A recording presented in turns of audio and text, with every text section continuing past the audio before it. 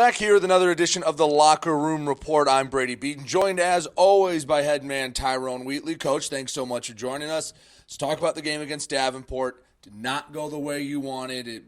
Davenport came into town, took care of business. I'll start, as I always do, with a pretty simple question. What did you see when you turned on the film and reviewed that tape?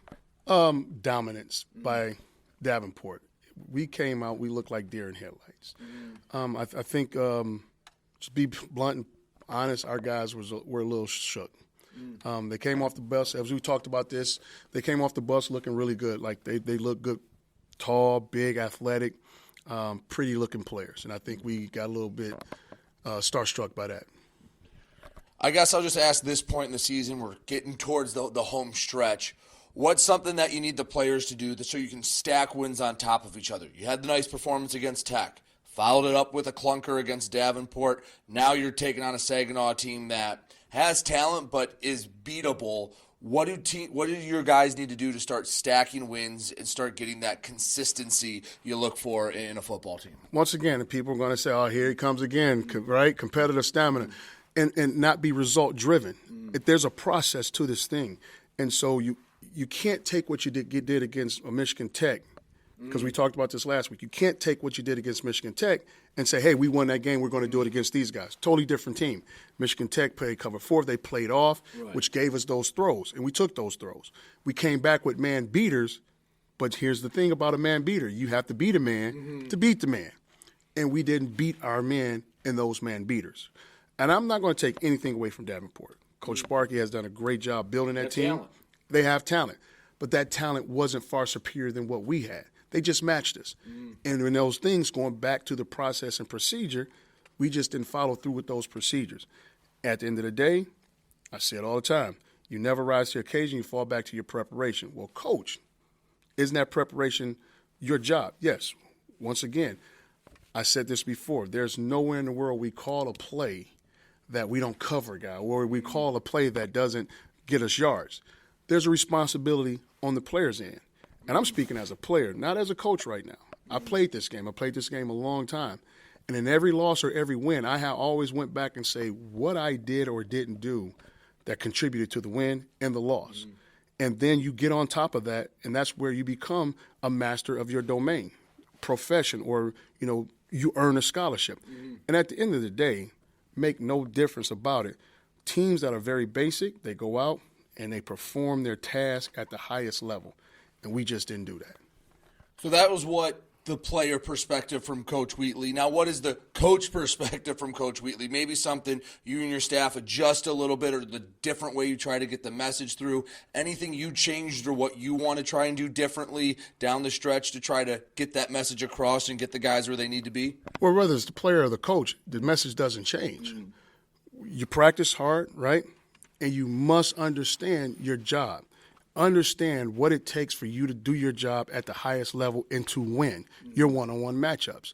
Consistency, competitive, right? We talked about it, competitive stamina. This is a results, right, driven job. But you can't say, I looked at the results of what I did last time. The process and the procedures are the ones that give you the results, And so if you don't understand, people don't understand what I mean by that is, like we just give last week, you can't go out and say, well, we beat Michigan Tech, we're going to do the exact same thing that we did against Michigan Tech and win the game. No. But when you do the proper procedures and get the proper results, then you can go through step by step and say, okay, what went wrong in that game? I can correct it. But if you're just going off of results from a different game, the process is totally different and the changes. So when you talk about what do we change in terms of game planning, you have to basically look at the team and see what they give you, right? And this team is a bend but don't break, tough team. You have to beat them. You're going to have to beat these guys, and you can't give them any gifts. And they are what we call, predators. They seek weakness. They seek weakness. And their back is against the wall just as ours are, right? So now you're going to have two teams whose back is against the wall. And we always say, what's the most dangerous animal? A wounded animal, right? So are we the wounded animal who's dangerous, or are we the wounded animal that's going to be preyed upon? And you talk about the process. It's one of my favorite cliches to use is Be process-based, don't be results-based. And I guess to sum it down is, hey, you can do things the right way. You can do what you're supposed to do. Doesn't necessarily mean you'll get the right result, but more often than not, you will. And sometimes you might do things the wrong way, but a good thing happens. You get the result. But if you do the process right long enough, you'll end up getting the result more often than not. More often than not. And once again, but it goes back to now you're able to fix it in the midst of something wrong happening, or you can identify what's going to happen, and it's called anticipation. Right. And that's where people say, oh, man, he's a great anticipator. He has great anticipatory reflexes and abilities, right? Well, no, it's just he has a process, and he can see what's going to happen before it happens. He understands the football process of it. So that's the whole part of it. All right, tell me about Saginaw Valley, a rivalry game. Two schools pretty close to each other. What can you tell me about the Cardinals? Well, start defensively. They're going to give you a cover zero front look. Once again, they feel as though up front, the only reason why a team will take that route is because up front they feel as though they can get after it. These guys up front are strong and stout. They love to get penetration, meaning they like to play on the other side of the ball. And the Mike Backer, he's kind of the old Ray Lewis type, right? You got guys up front who's going to plug those gaps and allow him to run sideline to sideline. On the back end, they do a really good job of keeping everything in front. They do a great job of that. Offensively, quarterback-wise, they do a good job of throwing the ball. If they bring in Jairus Grissom in as a quarterback, you're going to look at some quarterback powers and quarterback runs where they're coming downhill. And they're going to, like I say, they're going to be physical, and they're just going to try and play smash ball football and see who can hang on the longest.